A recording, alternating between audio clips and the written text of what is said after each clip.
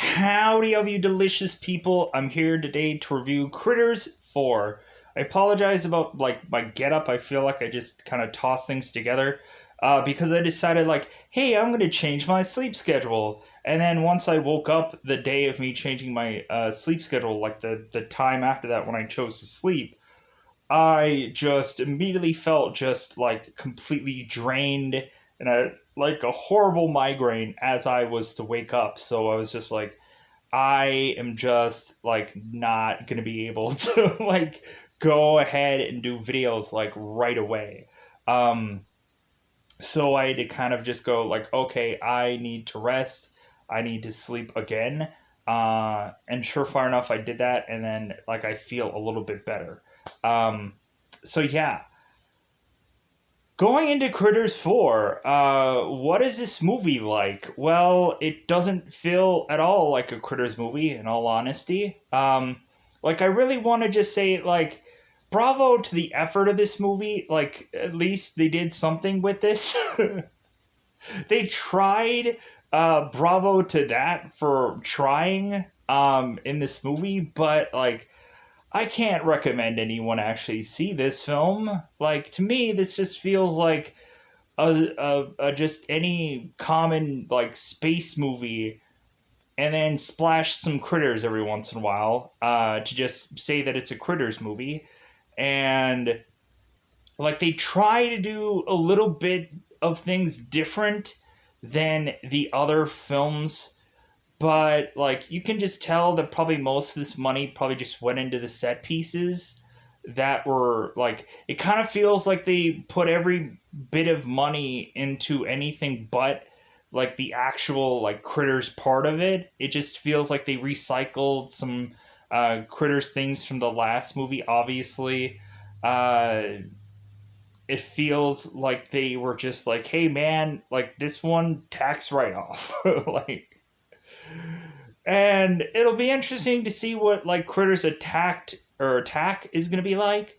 Cause I'm just okay, so that should be the last thing to watch. Because I forgot about Critters Attack and I don't know how well received that movie is either. Um, but anyways, so going into this, I would say that this isn't a Critters movie. But evidently title and number and picture of critters will tell you different. To me, this just kind of reminds me of Jason X, but a smaller budgeted movie of Jason X. We do have some Star Wars kinds of moments in this movie. The original Star Wars feels kind of they're doing some things here that feel similar to that. There's also a Star Wars reference in this movie. It seems like this movie does have a decent enough cast, considering we do have a bunch. We have some people that I know, like Angela Bassett, who plays Fran in this movie, and we end up seeing her her whole entire backside in this movie. We end up seeing her butt. So good freaking just being able to at least see some kind of skin in this movie at least. um and Angela has a magnificent bate. We also have Brad Dourif. If I'm ill pronouncing that, I apologize. The guy that usually does the voice for most of the Chucky films, with the exclusion of the more recent one that is done by Mark Hamill. Um, Brad plays Albert in this movie, to kind of just tell you man, they spent some quality time on just names in this film. This is Chuck whatever out there. It's a continuation, but like but man, they I want to be so just apologetic for this movie, just be hey man, they tried, or hey man, budgets, movies are hard.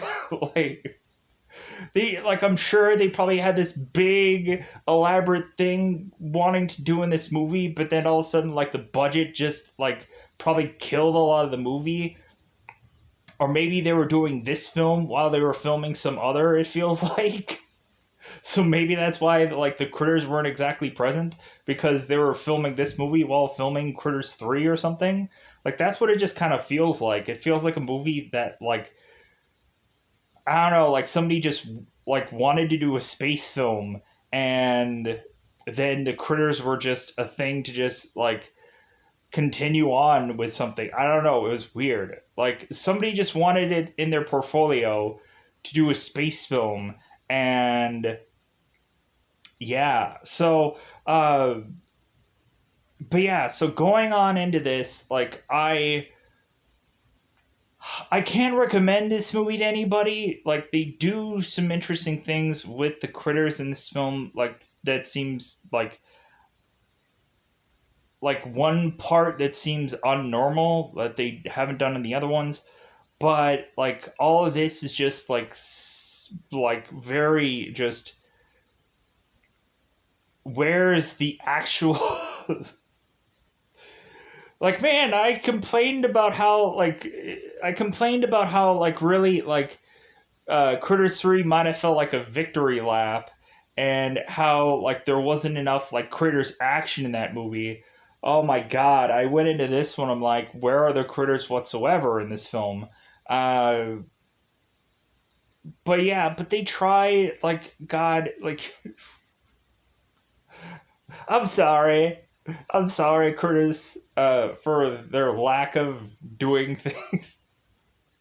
I don't know what this was. What was this movie? Oh God. Yeah. Let's get into it. Let's get into spoilers about this film.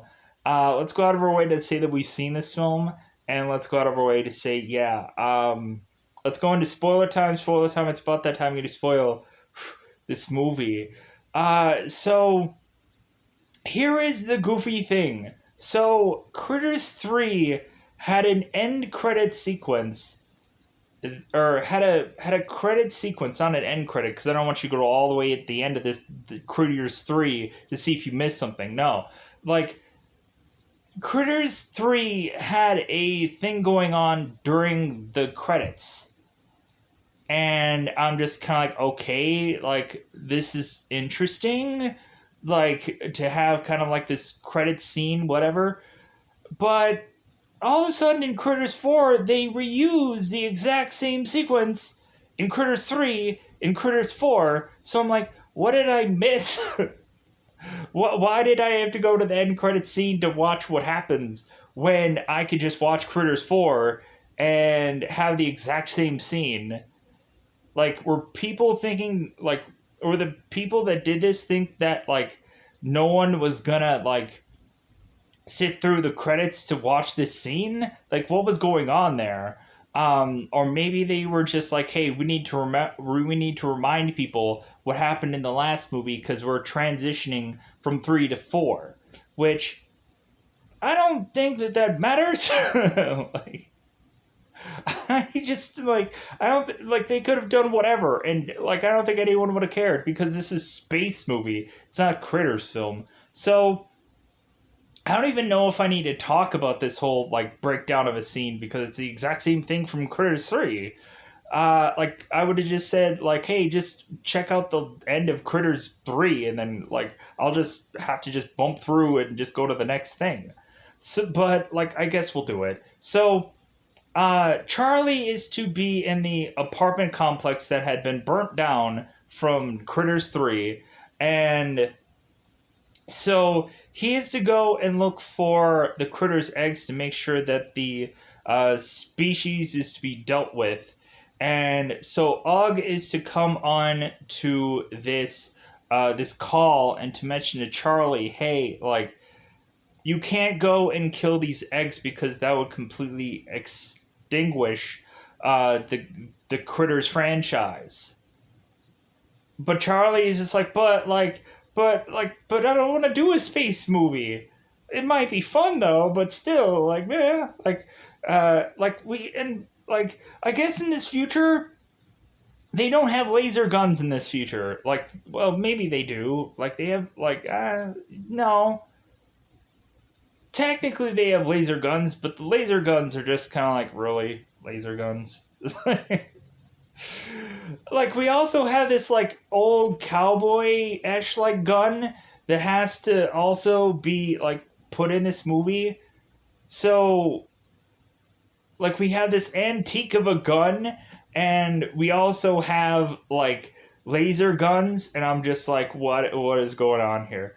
But anyways, so like laser guns are only used via the enemy of this movie, which they're not even gonna have these things like go and attack critters, because we'll get to all that. Let's get into finishing the very beginning of this movie. So Charlie is to have to get called by Ugg to say, hey, like, we're going to send some little ship deal to you. We're going to send a little ship, a little pod, of course, to go and collect these eggs.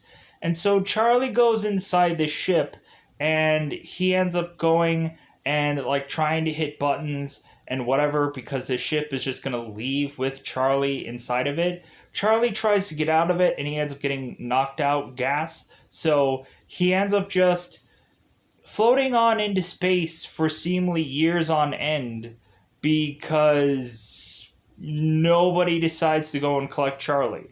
Everybody's just like, he's in space, who cares? So all of a sudden we have whatever time period Critters 3 ended on, whatever year that this movie ended on, to now going fast tracking into the year 2045, which is, I guess, going to be hugely futuristic if you ever go into any number of any Back to the Future movies. Like, that'll tell you, like, man, after, like, 2000 whatever, like, man, are we going to be, like, hugely futuristic, which we won't. Like, we're going to have laser guns and all kinds of things. It's going to be great. So we just have Charlie just sifting into the wind of space, kind of like Sigourney Weaver from one of the Alien movies. She's just like sifting out there, just like, hey, like, is anybody gonna pick me up so that way we can have some face huggers? Just go and like go inside of a cow and like just make an alien inside of a cow. Weirdly enough, like Critters 3 and Aliens 3 are kind of like, or Critters 4 and Aliens 3 kind of feel like almost similar territory to me, where it just kind of feels like the story is just kind of nerfed, but like it is what it is. So let's get into it. So all of a sudden we have this ship who is to be with Rick, Fran, Albert, Bernie, and Ethan, who I guess like out of the one characters decided like, hey man, I'm not gonna have a picture of my IMDb. like, like the one out of the few people that are in this movie, we have one guy who decides like, no, like I'm not gonna have an IMDb page with my picture on it. Like, man, that's kind of sad. Everyone else hasn't put him out of the very few people that are in this movie, but it is what it is. So like we have this kind of like Guardians of the Galaxy, like from Avengers Endgame moment, where they're like, hey man, like we can probably go and collect this ship and get a lot of money, like this is gonna be great. Cause so they end up in tractor beaming this ship and like collecting it, and I'm like, you know what, to me, like some parts of this movie, like when we actually get to like the whole like space thing part of it, kind of feels like a couple of things. It kind of feels like Event Horizon to me, but it also kind of felt like Power Rangers in space, weirdly. How they kind of have all these like gigantic set pieces, but like there's nowhere to really go with it, or it just kind of obviously feels like nobody knows what to do with any of this stuff. But anyways, Power Rangers in space. Why did I reference that? I don't know. So, like if you kind of look at how like they have these like big if you go into watching like Power Rangers in space, or you just Google the images, you can just see these like wide freaking corridors and like one person just walking through it. Like it just seemed like I was just like, okay, what is the purpose of all of this stuff? And there really doesn't feel like it. So So immediately once these people are to collect this ship, they immediately get a thing from a guy named Counselor Tentra, who looks identically like Ugg, but like I guess older. To where even like Charlie, who eventually like greets Counselor Tentra, he's like, "Hey, you're Ugg, you're my friend," and then you're like, and then Charlie's like, "Well, wait a minute, maybe you're not. Are you? Is you?" Like, there's this kind of like back and forth thing, like of just like we don't know who this character really is, and like I guess we don't know how long like bounty hunters' lifespans are. But anyways, so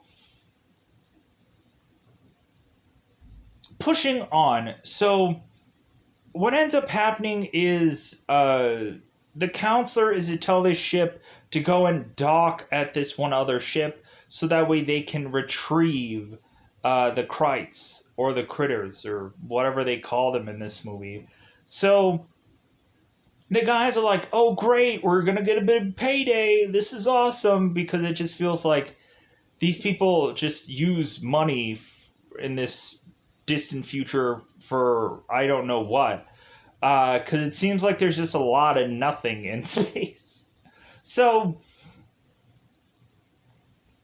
we have this people dock into the ship that seems very deserted, and it also seems like this ship has problems because we have Al, who is Brad from the guy who does the voice of Chucky. So Al is to eventually go into this ship, and it seems that everything is opposite day on the ship because really when they're to say like, hey, like God, what is the voice? Angela, like I would really love it if you would just open this door, and the person's like, I'm not opening door, and then so then the whoever would have to say it's like, you know what, like for the love of God, I would never want you to ever open a door again in my life. Like never open this one door that's right in front of me kind of thing, and then it's like, oh, I will open this door. It's like opposite day on the ship, weirdly enough. So uh like I would never ask you to ever like do a scan upon this ship to see like how safe or unsafe it is. I will be scanning this ship. So they end up going into a ship that is to eventually be on the fritz. Like it's probably just going to eventually go and uh like leak radiation or some kind of something to where eventually this group has to skedaddle out of this ship because this ship is supposedly very unsafe. It's like, oh, great that the counselor decided to make these people go to the one ship that seems unsafe. And why isn't that the counselor isn't even at this ship? Like, why do they have to like hand over this whole like I don't know? It just seemed weird to me. So I guess it's the only place that they could easily dock to eventually do this whole like like trade up thing. So what ends up happening, of course, is that eventually they are to eventually like figure out that they're gonna go and try to like open up this ship, and so that leads to, of course, Charlie to wake up and like not understand where he is because he's immediately thinking that it's 1990 whatever, and it's not. Um, and so we just have Charlie who assumes that like this isn't the future, and because he's kind of been in space and he's kind of been everywhere. So there's this one scene where Charlie is to show these guys his driver's license, and we have Ethan who is to tell Charlie, hey, like, your driver's license, whatever this is, it's expired. And Charlie's like, what? Like, it's expired? Like, no, like, if anything, like, I still have a year before, like, and the guy's like, no, like, we drive around in spaceships, like, you don't like cars don't really exist anymore. So whatever this is like is expired. And like how would this guy even know like way off in the distance like do they still have driver's licenses in the year 2045?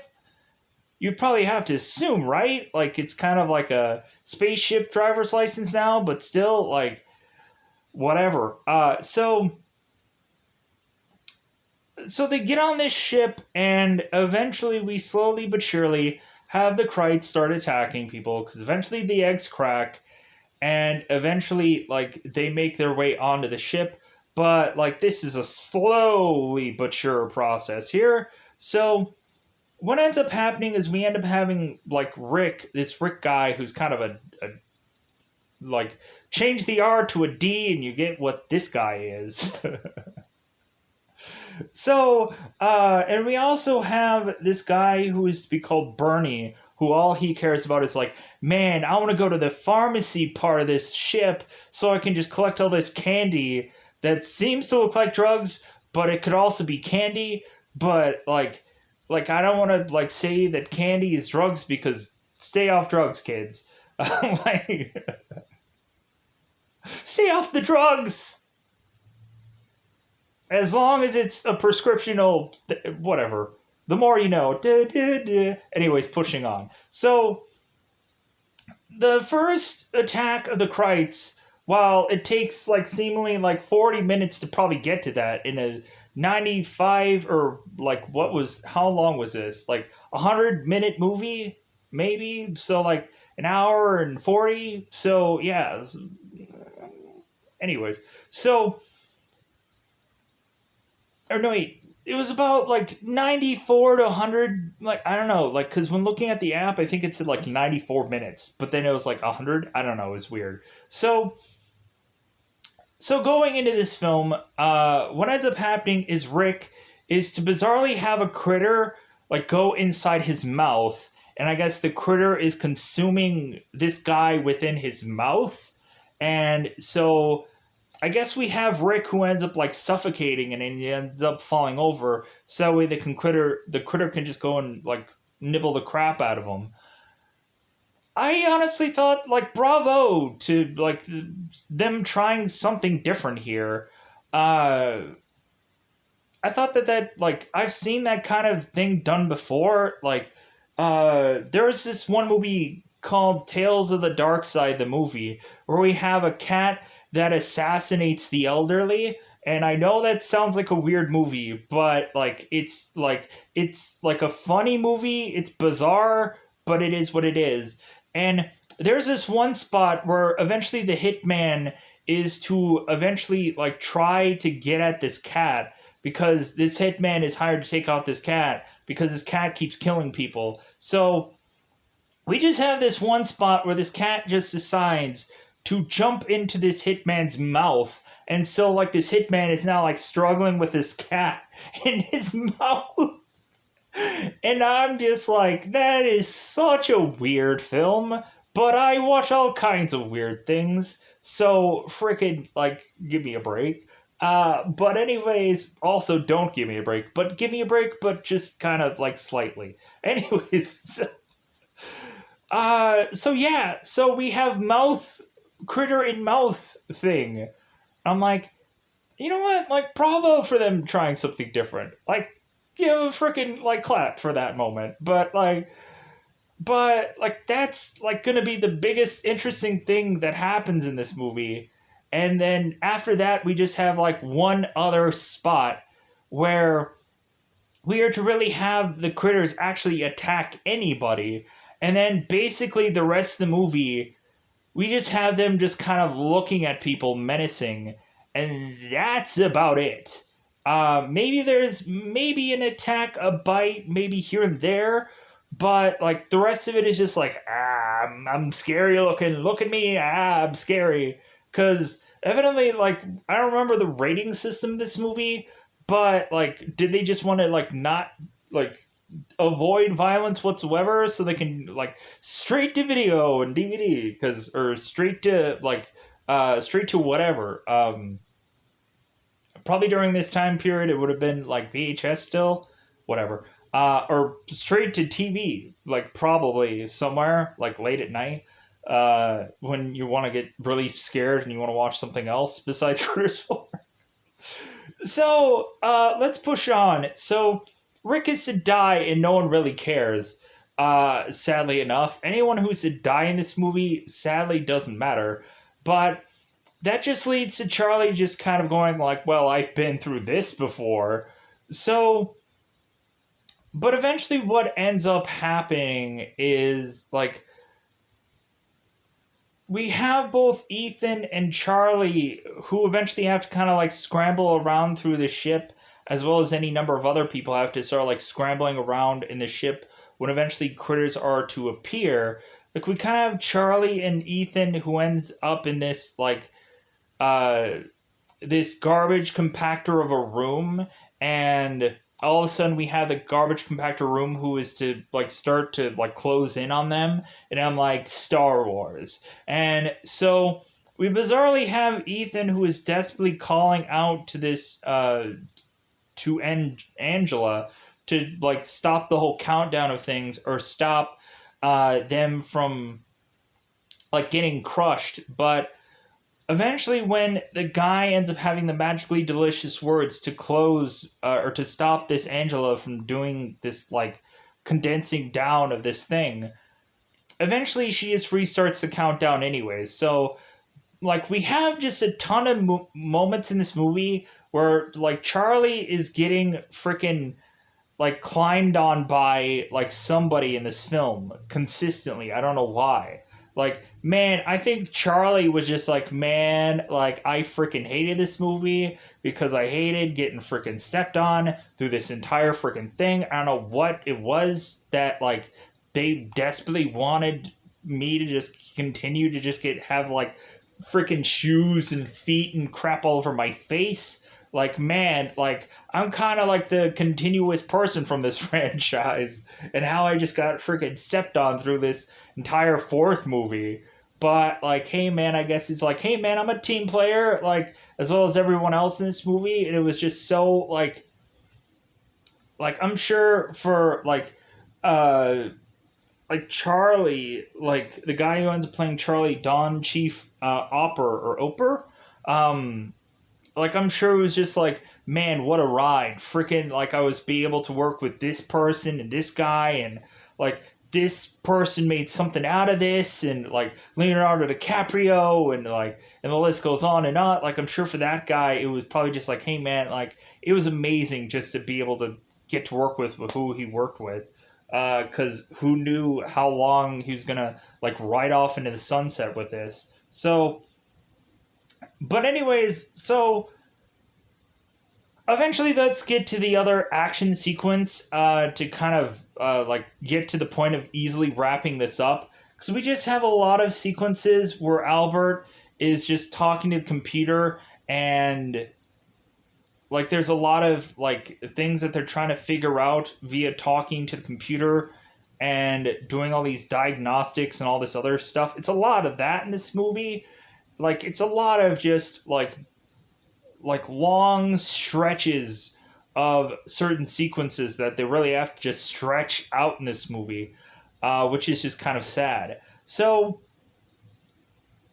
like that's all the movie really is. Like we get one spot where Fran is taking a shower, and I'm like, man, this is a pretty cool spot. Like freaking just seeing the backside of Fran, who is maybe gonna mix it up with Rick, but then like Fran is just like, dude, you're not gonna get any of this. Like you're not even gonna touch any of this.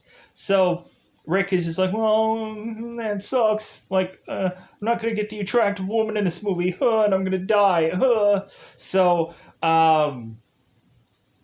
so eventually scooting on to the other action scene in this entire film,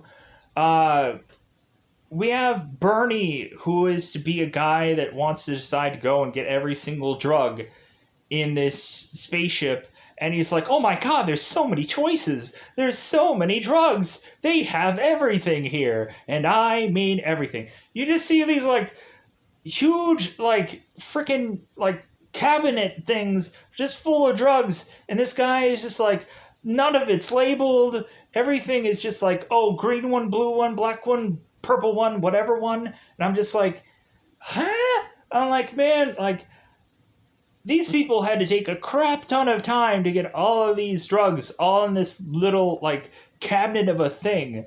Like, I just felt so bad for whoever had to, like, put out that whole thing just for that guy to just be, like, chucking it in there into his bag. And I would, like, if I was a person that had to put so much work into putting all those drugs into all of those little things, just to see that guy, like, freaking just chuck it into a bag, I would have just been like, like, I would have just been like, man, I spent like 6 hours like freaking putting all that stuff in there. Just to have that guy just chuck it everywhere. He's like willy nilly freaking chucking things. And so Albert is telling Bernie, hey, yeah, like, just to let you know, like, the critters, the little alien things, yeah, they're coming for you. Just to let you know that you're probably gonna die. Little heads up. So Bernie is just like scrambling to get every little last minute drug that is now bizarrely all over the ground, because if this guy didn't have a bag full of drugs, he has to now like what, did the drugs started to fall out of his bag? What was going on here? What was this scramble going on here? Like, this guy is like a mess with all of his drugs. So this guy is to basically be told, yeah, you're gonna die any second now. And he's just like, but man, these drugs though. Like, you would have thought this guy would have taken, like, would have ripped off this whole, like, shelf of drugs and, like, taken it with him. Like, who is going to be on this ship that is going to be like, oh man, like, it's too bad that we don't have that shelf, that empty shelf full of drugs. Like, man, that sucks.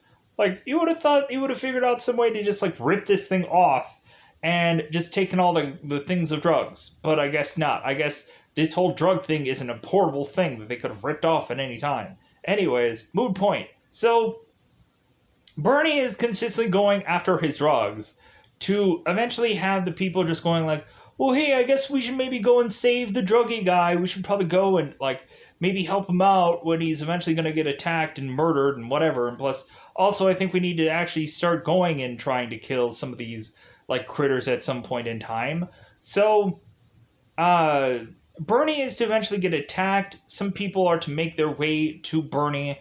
Like, we have Charlie, who is to go and, like, grab certain pipes and stuff like that to eventually, like, defend themselves, because they have barely any kind of real weapons in this movie.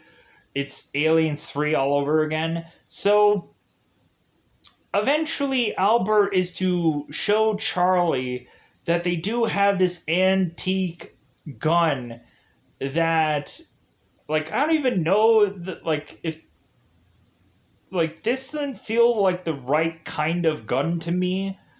Like, it just kind of feels severely generic. Like, supposedly the handgun that this guy is to have is the most powerful handgun, but I don't even think, like, that doesn't seem quite accurate. Like, it doesn't feel like, I think he says, like, it's a Colt 45 or like a whatever, like a big, huge of a gun. Like, it feels like the Dirty Harry gun is what he ends up saying that this was. It feels like, but then, like, to look at the gun, I'm like, this is the flimsiest freaking gun. Like, this feels like a cowboy western of a gun. Like, and I don't know why it's even here. Did the prop guy just, like, hey man, let's, like, not really even have barely any laser guns. Like, we eventually do have laser guns, but they're so flimsy looking. So eventually what ends up happening is, so Bernie ends up dying, like, because they don't have guns here.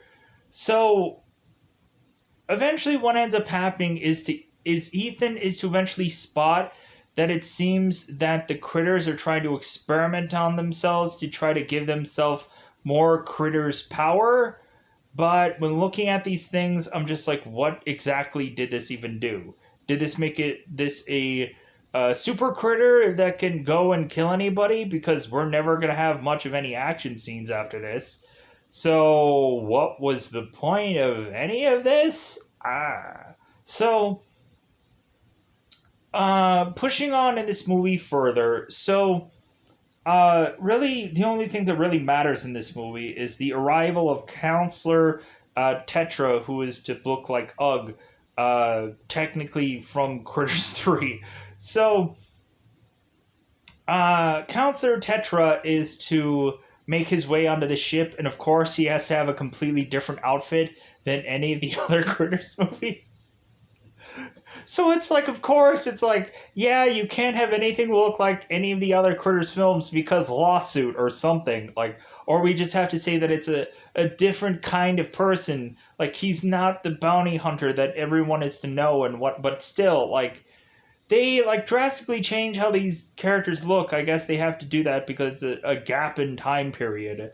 Whatever. It just seems so goofy that there's no like continuity after the third one, or like in the third one, and then after that there's like, hey man, we need to desperately try something different because like we want to just try to not have to do those kind of outfits consistently. So but luckily, they didn't have any archive footage from the other Critters film in this movie, so bravo to that. Like they just kind of they milked out the scenes, but at least they didn't go into archive footage. So we'll give them a thumbs up for that. Bravo for that. So uh, so Critters 4, we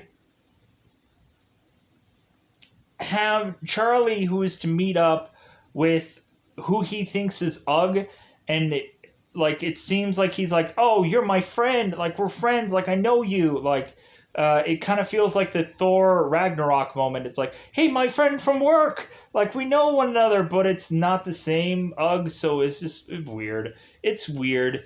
Plus, also, wasn't it at the end of Critters 3 where technically Charlie or Ugg turned into Charlie at the end of Critters 3? But then I guess maybe he just changed back. There's so many goofy things going on in these films. So, um, so eventually what ends up happening is now Tetra is to demand that it's like, hey, give me the critters. Like I want them critters. Give me some of that. Give me some of that good stuff. And plus, it also just seems like he's going to kill all of these people to just get the critters because, like, they're wanting to just kind of like take a lot of them down, and Tetra's like, no, like, they're technically almost extinct species, so like you can't kill any more of any of these critters, and so what ends up happening is Albert is to die between the whole exchange of Tetra and himself. And so we actually have like Laser Gun going into Albert and killing him off, which all of a sudden scrambles everybody to get the heck out of there because they're like, dude, we're gonna freaking die. And so we have Ethan just kind of going through the ship, trying to have all these doors closed behind him until he can push these stormtrooper guys, like Albert says, is stormtrooper looking guys, to push them into the room where all the critters are, so these guys will get killed off. But like they shouldn't get killed off, right? Because laser guns. But I guess like these stormtrooper-ish like guys don't want to kill off the critters, so they're at an impasse here. So uh and I'm kind of wondering too if like the stormtrooper-ish like guys, like weren't they like could they have possibly been the two guys who ended up dying early on in this movie? Like that's just my thinking about it, so they can kind of save on some money here by just saying, "Hey guys who are now dead, how about you guys just go ahead and just be stormtroopers?" Like maybe that was the whole thing of it, where like, and I'm not saying actual they look like stormtroopers. That's what they're just supposedly called in this movie, goofily enough. So so these critters end up dying, or the critters end up killing off the stormtrooper esh like people. So what eventually ends up just happening is that the like basically everyone on the villainous side kind of just gets killed off here, and eventually what ends up happening is Charlie is to shoot up some of the critters, and and also like we eventually get this kind of like showdown between Counselor Tetra and Charlie, which of course is the lead to like, what do you think? Like Charlie technically like wins this whole shootout between the two of them. Um,